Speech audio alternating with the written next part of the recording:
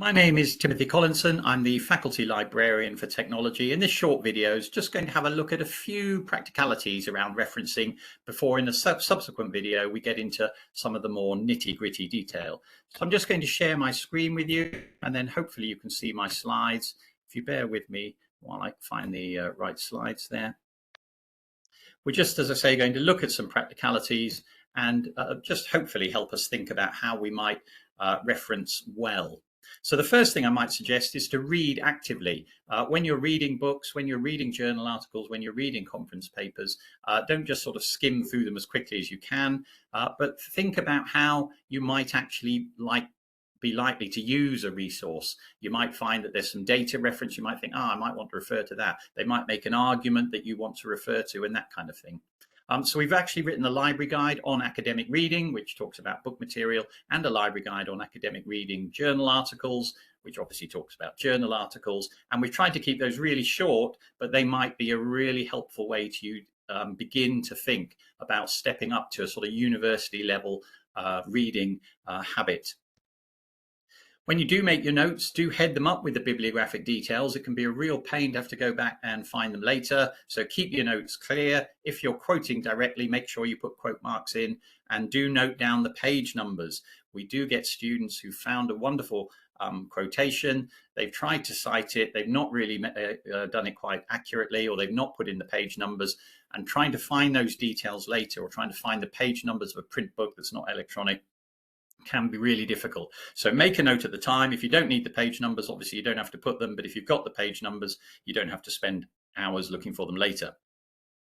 If you're paraphrasing someone else's words, try to rewrite it in your own words completely, just to show that you understand the concept, but don't forget that you still need to acknowledge where that idea has come from. If you're printing material out, perhaps from the internet, perhaps from journals, that kind of thing, do check that they contain the correct bibliographic detail. It's probably worth writing down the retrieval date, but in actual fact, under APA 7th edition referencing, you don't need that anymore. But I find it's kind of helpful to know when I've looked at something and what the likelihood is of the web page or whatever it is having disappeared. If you've got really old PDFs, they often don't give the full journal title and volume or part numbers actually on the PDF. Modern ones tend to do that a little bit more, so do just check that the details are there. And if you are printing out a PDF document, note that the URL may not be on them like an HTML document. So again, if you want to put that in your reference, you're going to have to make a note of it. And web page printouts may also truncate URLs as well. So do just make sure that you're making the correct notes and so on. You might want to make a favorites or a bookmarks folder, depending on which web browser you're using, for your assignments, and then to bookmark what you found so that you can find it again more easily and you can get the details when you need it. So if you're actually still photocopying things, don't forget to, again, head it up with the bibliographic information. It might not be on every page of your photocopy. If you're squeezing the pagination, the size of it down to save money, to reduce the number of pages you're photocopying, do check that you're not losing some of those important details, particularly, for example, the last page number of an article. Just make sure when you do your photocopying or you do your printing, you're grabbing that information, because it's really tricky sometimes to go back and find it later. So the main question that you're asking is the item recoverable by the reader with the information you get, with the information you're giving? So that's perhaps one of the best ways of thinking about it. There are some items that get cited in the text, but are not in your reference list at the end. For example, statutes, if you're referring to any law, perhaps email messages from an academic or something, or maybe interviews you've carried out. So do watch out for those things that get cited, but don't appear in bibliography or reference list. And then there's a fun little cartoon there about how do you cite a tweet that includes a reference to a Pinterest post inspired by infographics initially announced via Facebook Live. Well, there probably are ways of referencing that. And if you're getting into something that specific, don't hesitate to come and talk to the library team about how you might go about that.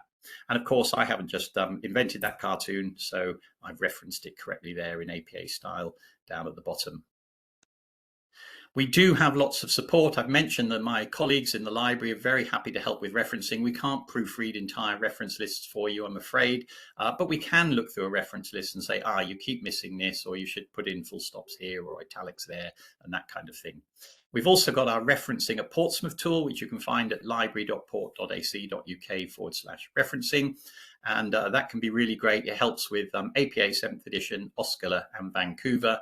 And it's got many, many examples for you. So hopefully most things you're likely to want to reference, you can find examples and templates to do the referencing there. And it also gives you some advice on citation as well. Do look out for the cite buttons in many of the databases we have. Sometimes they just say cite, sometimes they say cite book, sometimes they're just little quote mark boxes you can see there. These are pretty good, but they are not 100% accurate. So always check the output from a cite button with referencing at Portsmouth that I've just mentioned. I was just beginning to get into some research on how accurate they were, and I was guessing around 85%, and I think it might actually be less than that.